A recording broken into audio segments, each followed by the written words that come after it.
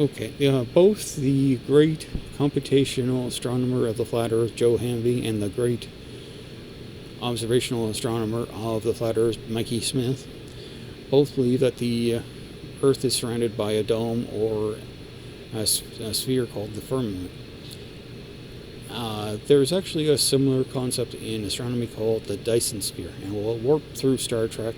Could this be a Dyson sphere? The object does fit the general parameters of Dyson's theory. A Dyson sphere? It's a very old theory, number one. I'm not surprised that you haven't heard of it. In the 20th century, a physicist called Freeman Dyson postulated the theory that an enormous hollow sphere could be constructed around a star.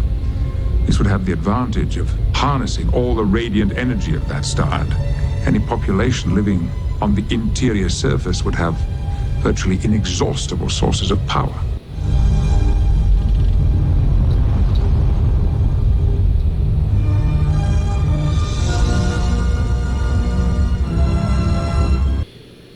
Find and discuss this.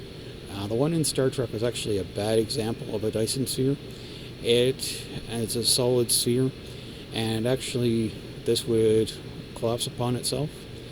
But we actually thought there was actually thought that we actually found one in 2017. There was a star KIC 8462852, or Tabby star, or Boyer-Jones star, or somebody who called it the WTF star, or Where's the Flux.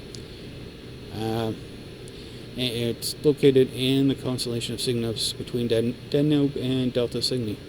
And in the 20th of May, for a few nights, the brightness dimmed down and got brighter, and then repeated about every 20 days.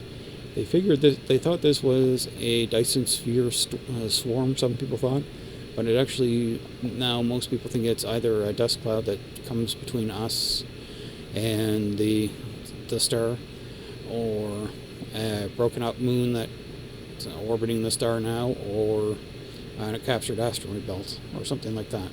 That just happens. Most of the material passes every 20 days. So a person actually calculated, Jason Wright out of Penn State University, who's an astrophysicist there that does city work, search for extraterrestrial intelligence, and he figured that the elastic modulus, which is how bendable material is, would have to take up pressures up to 10 to the 13 gigapascals.